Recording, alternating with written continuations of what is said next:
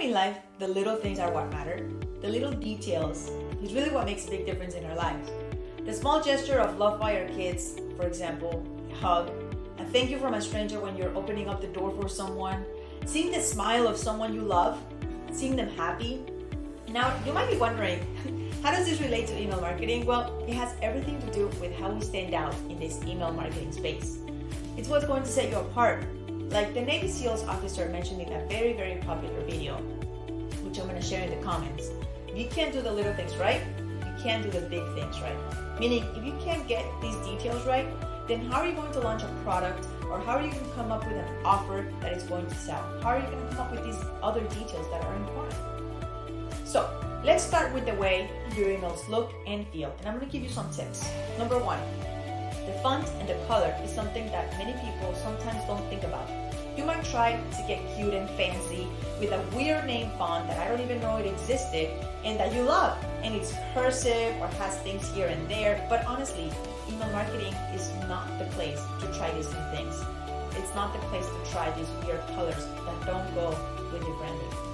Use the conventional fonts like Arial, Calibri, Times New Roman even, just not something that is common. The last thing that you want to have is people focused on your font and how beautiful it is, and not on the content, or have a font that shows weird characters on people's phones. Now, let's go to number two. Another little thing that you might want to consider is paying attention to the images.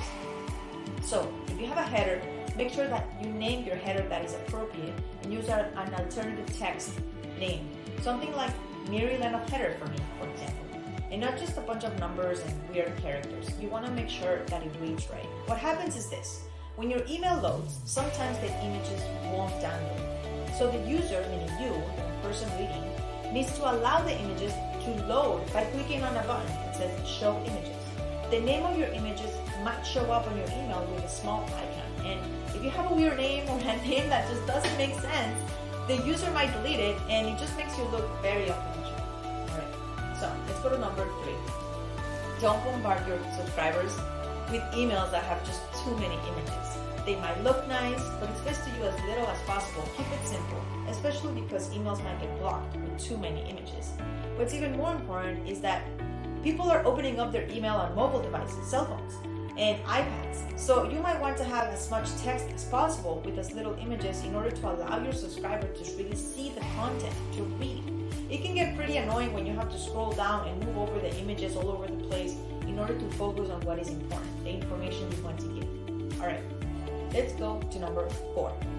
Another little thing that really makes a big difference is sharing your name in the sender line. So, sending emails, you want to send emails from person to person, not from company to person. It's more caring, it's more genuine, and it's different than seeing the name John from XYZ company than just XYZ company, because people connect with people.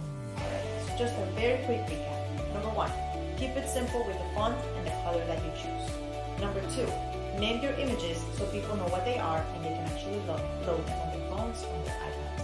Number three, avoid having too many images, alright? Number four, share your name at the center. Okay.